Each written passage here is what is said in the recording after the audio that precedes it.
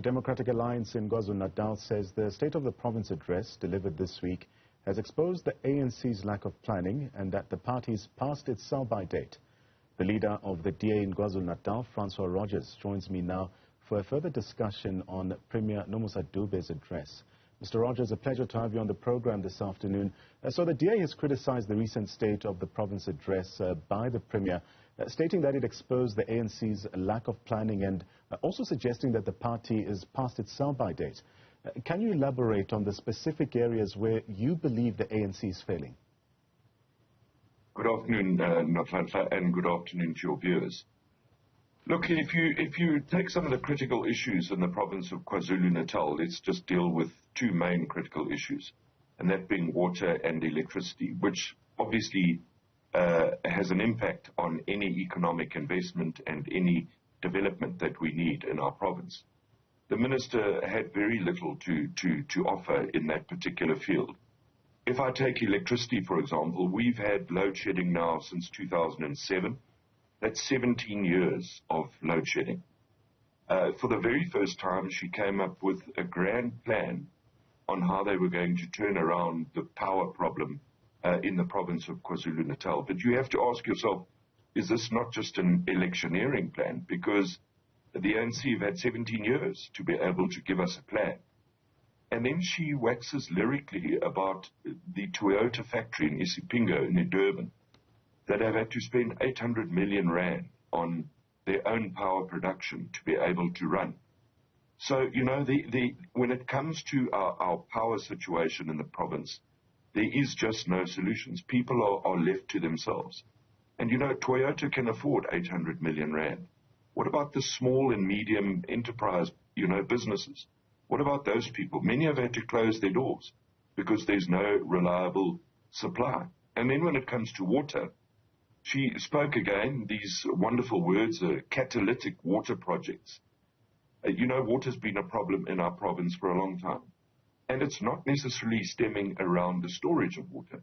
Storage is a long-term plan, building dams. All her catalytic projects indicated was additional storage. The problem is in the municipalities, where reticulation is failing, where we see it in eThekwini, where more than 1 million people don't have water. There was absolutely no plan from the Premier on how they're going to deal with the crisis to get water in the taps. Storage is a totally different thing.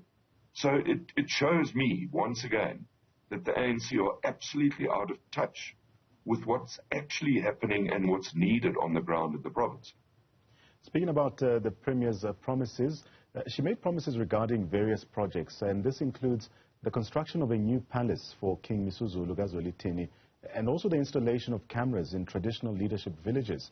What are your thoughts on these promises, and do you believe they adequately address the pressing issues facing the province, such as unemployment and poverty? Indeed. And Nhlanhla, let me take you back to last year's State of the Province address, where the Premier dealt with safety and security, and she had once again come up with grand plans that people were going to give panic buttons. These panic buttons would be connected to police stations for immediate response if somebody was in distress. She was talking about surveillance cameras. She was talking about every policeman would have a body cam. She went further and said there'd be drone technology to deal with crime. None of that's, a year later, none of that's materialized.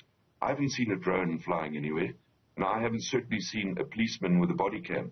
Now, once again, you know, we're 3 months away from an election. The ANC have fallen out of favor with His Majesty the King. Now we get a promise made that a palace will be built. Well, you know, where's the money coming from? I sit on the Finance Committee. That's the first thing I want to know. Who's paying for it? Is it out of the Royal Household budget? I doubt it, because they're already struggling with their budget. So where exactly is it going to come from? And perhaps on Thursday, when the budget is tabled in the province, we'll have some more clarity on this particular story. When it comes to the surveillance cameras in the traditional areas, time will tell. You know, last year she made these grand promises.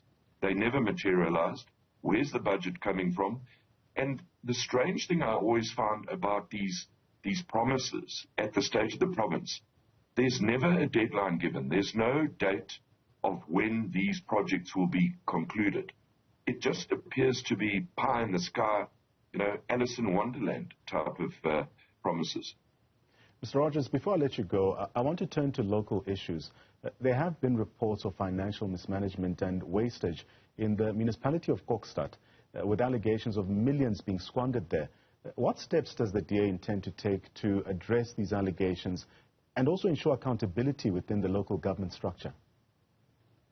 Well, yesterday I was taken to the Kokstad Sports Centre, which is a sports centre that was concluded and built 7 years ago. The original cost estimate was 200 million. Kokstad is a small town. It's not a city. That was eventually cut down to 50 million. A swimming pool has been built, and change rooms have been built, and a very poor-looking soccer field has been installed. And that now has come to the cost of round about 50 million. That's according to the mayor, Bekim Dolo himself. But it's never been utilized. What's there has never been used in the past 7 years. Now we're being told that they're going to spend an additional 5 million rand on this sports center, when in fact for 7 years it hasn't been used. Now, to me, that's not a necessity in Kokstad itself. So what we're going to be doing, because we're not getting the answers from the Greater Kokstad municipality on what was spent on this frivolous project, in my opinion, by Bekim Dolo, is we've now put a dossier together, which we will present to the Special Investigation Unit and ask them to do an investigation. Because as you so rightly said, if you spend that sort of money and 7 years later nobody's had a benefit of that, that is fruitless and wasteful expenditure, and it shouldn't be a priority. It shouldn't become a legacy project of the ex-mayor Bekim Dolo. And lastly, beyond criticizing the ANC's administration, what concrete policies and initiatives does the DA propose to actually implement if elected to govern KwaZulu-Natal, and how do these plans differ from those of the current administration? Well, I think first and foremost, is we need to stabilize the finances of the province. We're in dire straits. We're projecting a 4 billion rand deficit at the end of this year. And I think that's the most important thing, and I would have hoped that the Premier would actually have spoken about that. Because at the moment, we're spending more money on compensation of employees than we're actually spending on service delivery and repairs and maintenance and capital projects. And I think that's one of the areas we've got to start. And we've got to prioritize, and we've got to start zero-based budgeting, going back to basics, look at what the priorities are in every single provincial department. This historical-based budgeting, where you just escalate year on year by inflation, is not helping us, because we're not putting and spending the money in the right areas. And then, of course, I think the most important thing is we've got to start doing assessments on our senior officials. We've got to assess whether, in fact, those senior officials are competent to do the job. And we've got to start doing assessments on expenditure in those particular areas, and lifestyle audits on those senior officials. And I think, I always talk about it revolves around a capable and ethical state. And once you've got that capable and ethical state and you have a plan, you can actually present that plan and you can roll out that plan and ensure that your targets are met. And it starts there. It starts with the small things, and it starts with the capability of the state in order for you to achieve what your goals have been set at. Thank you very much for your time. That's Francois Rodgers. He's the DA KwaZulu-Natal leader, speaking to us about some of the challenges facing KwaZulu-Natal and how the DA plans to address some of these concerns should they be elected into power in the province in the upcoming elections.